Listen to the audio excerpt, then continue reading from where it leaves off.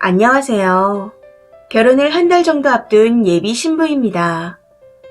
이번에 작은 문제로 인해 이 결혼을 해야 하나 말아야 하나 하고 고민이 되어 글을 써봅니다. 읽어보시고 객관적인 조언 부탁드려요. 지난 9월 결혼식을 2달 남기고 시댁 식구들과 캠핑을 가게 되었습니다. 사실 시댁 어른들과 다 함께 가는 캠핑이었던지라 조금 걱정이 되긴 했었습니다. 그래도 어른들이 계속해서 같이 가자 하시기에 조금 망설이다 연애 기간도 3년 정도 됐었고 자주 찾아뵀었기에 불편할 거 없다 싶어 같이 가기로 했었죠. 형네 부부가 캠핑 장비를 구비했고 집에서 쓰던 텐트와 같이 2개를 챙겨 남녀가 나누어서 자기로 했습니다. 그렇게 캠핑을 가서 고기도 구워 먹고 술도 한 잔씩 하면서 분위기 좋게 보냈었죠. 그런데 문제는 그날 밤 비가 엄청 내렸다는 겁니다. 정말 말 그대로 밤새 퍼붓더라고요. 당시 새 텐트가 더 크다며 아버님과 아주버님 그리고 시누이 남편과 남친 이렇게 4명이서 잤고 헌 텐트에는 어머님과 형님, 시누이, 저 이렇게 자게 되었습니다. 그런데 헌 텐트였던 여자 텐트가 물이 조금씩 새더니 비가 줄줄 들어와서 난리가 났더라고요. 비가 새는 걸 느끼고 잠에서 깼었는데 잠을 잘 수가 없는 지경으로 물이 새고 있었습니다. 뭐 여기까지는 텐트가 낡기도 했고 비가 올 거란 걸 아무도 몰랐던 상황인데다 텐트가 셀지 몰랐으니 조금 짜증나긴 했지만 어떻게든 수습을 해보려고 했습니다. 그런데 안 되겠는지 잠시 후 어머니께서 말없이 남자 텐트로 쓱 들어가시더라고요. 그리고 신우는 신우 남편을 깨워 차에 가서 잔다고 하며 나가버리는 겁니다. 사실 저는 이때까지만 해도 어머님께서 텐트에 들어가셔서 남친을 깨우실 줄 알았습니다. 비가 많이 새고 있는 상태라 그 상태로는 도저히 잘 수가 없다는 걸 알고 계셨으니까요. 그런데 시간이 지나도 아무런 소식이 없더군요. 그때부터 조금씩 멘붕이 오기 시작했고 그렇게 예비 형님과 저만 비가 새는 텐트 안에서 그나마 물이 없는 좁은 곳으로 오므리고 앉아 뜬 눈으로 밤을 새게 되었습니다. 혼자라도 차에 가서 잘까 하는 생각을 하기도 했었지만 먼 곳에 주차를 해서 갈 수가 없는 상황이었고 차키도 남친이 가지고 있었기에 달리 방법이 없었습니다. 그렇다고 차마 시댁 어른들이 주무시는 텐트에 들어가서 남친을 깨울 수도 없었고요.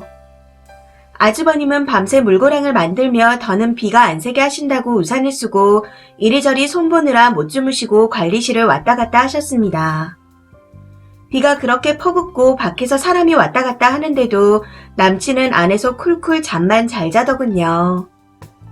결국 남친은 비가 오기 시작한 새벽 2시부터 아침까지 한 번을 나와보지 않았고 상황이 그렇다 보니 서운함과 배신감이 들기 시작하더라고요.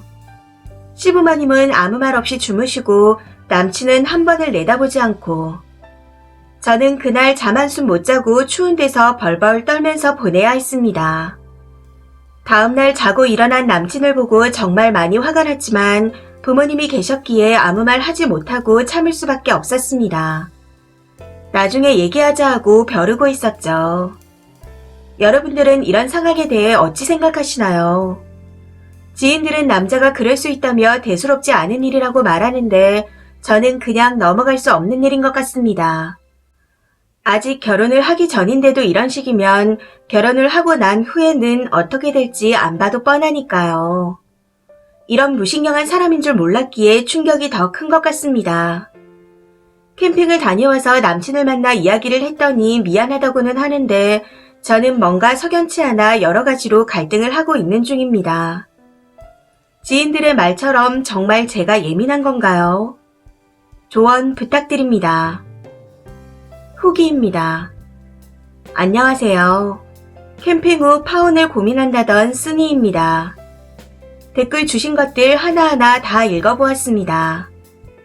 사실 9월에 캠핑을 다녀온 후 며칠 있다 제 생각을 정리해서 파혼 얘기를 이미 부모님께 털어놓았었습니다. 저희 부모님께서는 제 마음을 이해하시며 며칠만 더 신중히 고민을 해보자고 하셨었고요. 그렇게 며칠 동안 시간을 가지고 생각을 해본 결과 제 마음은 더 확고해졌고 파혼을 하기로 결심했습니다. 그래서 남친을 불러 부모님과 파혼 이야기를 하게 되었고 당시 100번 사죄하는 남친과 부모님께서 해주시는 현실적인 조언을 듣고 며칠간 시간을 더 갖기로 했었습니다. 그렇게 생각하고 고민을 한 끝에 현재는 남친 집에 파혼하자고 통보를 한 상태이고요. 남친은 제가 처음 파혼을 이야기한 날부터 퇴근 후 매일 찾아와서 내가 잘못했다. 정말 죽을 죄를 지었다.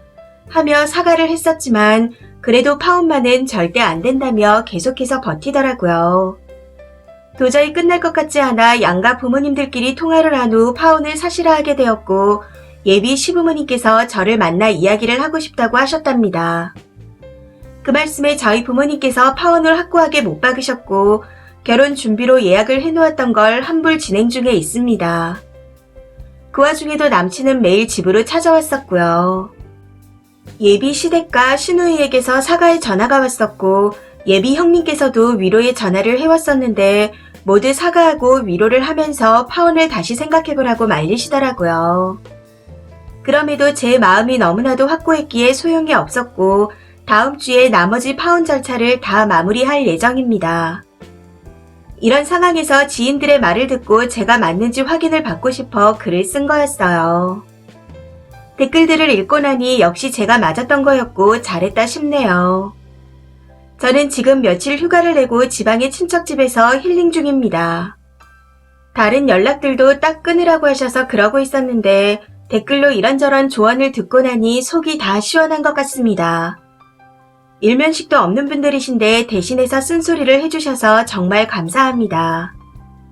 현재는 전화기를 아예 꺼놓은 상태라 남친 쪽과는 일체 연락이 안 되고 있어요. 이혼보다 파혼이 쉽다는 댓글을 봤었는데 정말 명언이다 싶네요. 댓글 주신 모든 분들께 다시 한번 감사드립니다. 댓글입니다. 첫 번째 댓글. 지인들 너무 이상해요. 남자가 그럴 수 있다니요. 저는 시댁이랑 사이가 정말 나쁘고 시댁분들이 남존 여비에 여자는 남자 밑이다 하는 사람들이지만 그래도 저런 상황에서는 시아버지가 앞장서서 고랑도 파주시며 해결을 했을 겁니다. 저건 인간으로서의 태도 문제 아닌가요? 남자 여자 문제가 아니고 같이 여행 가서 재난이 닥쳤을 때 제 몸만 보신하는 사람들이랑 소름 끼쳐서 어떻게 가족을 이뤄요. 님 결정 정말 잘하셨고 하늘이 님을 도우셨나 봅니다. 땅 밑바닥을 볼 수 있는 일이 생겼으니까요. 앞으로는 꽃길만 걸으시길. 두 번째 댓글. 캠핑날 비가 왔던 게 천운이네요. 그 난리통에 숙면을 취할 수 있는 전남친분도 이해가 안 가고 아무도 안 깨운 시부모 등 그 집 식구들 전부가 이상한 것 같습니다. 세 번째 댓글.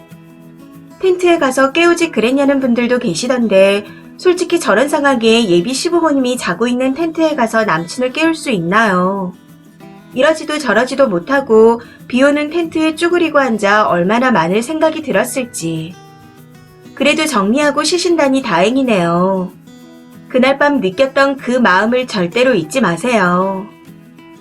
네 번째 댓글. 다른 가족들은 차치하고 예비 시어머니는 어른이잖아요. 막말로 집안에 난리가 났는데 얌체같이 지 혼자 텐트에 쏙 들어가서 잤다니. 저 어른이 행동 하나만 봐도 저 집은 상놈의 집구석입니다.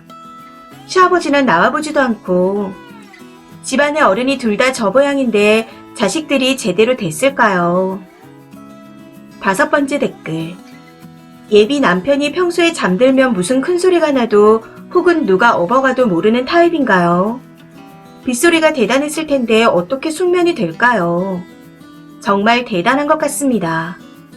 시어머니가 비새는 텐트에 며느리와 예비 며느리를 두고 혼자 다른 텐트로 쏙 들어가서 자고 아들을 깨우지 않은 것도 소름입니다.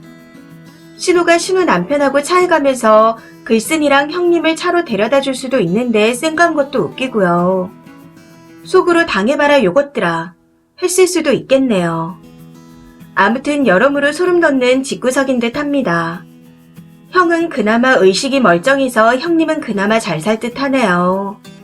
연애 때 잘해주는 남자도 예비 시댁도 결혼하면 이상하고 못된 본색이 나오는 집이 수두룩합니다. 피하느라 피해도 워낙 상식적인 사람들, 괜찮은 집안들이 생각보다 많지 않습니다. 지인들은 이것보다 더 최악의 인간들도 본 사람들이라 그 정도는 그럴 수 있다 말했을 듯 하고요. 결혼 전부터 이상하고 깨름직하면 안 해야 하는 게 맞는 겁니다. 6번째 댓글. 저 집도 진짜 이상한데 글쓴이도 이럴 때 자기 권리 좀 찾아요. 바로 남친을 깨워서 근처 호텔로 가자고 하거나 싫다 하면 혼자라도 콜택시를 불러서 숙박업소에 가버려야죠. 자기 몸 자기가 안 챙기면 누가 챙겨요? 텐트에서 시댁 인간들이 자고 있는 게 문제인가요? 그 인간들도 자기밖에 생각 안 하는데. 7번째 댓글. 진짜 저런 상황에 곧 우리 며느리가 될 아이인데 아들한테 나가서 땡땡이 좀 챙겨라. 이 소리 하는 게 그렇게 배알 꼴리고 질투가 날 일인가? 저 시어머니 진짜 미친 것 같아요. 글쓰님이 너무 착하네요. 저 같았으면 큰 텐트에 가서 너 나오라고 끌어냈을 텐데. 이 사연은 여기까지입니다. 시청해주셔서 감사합니다.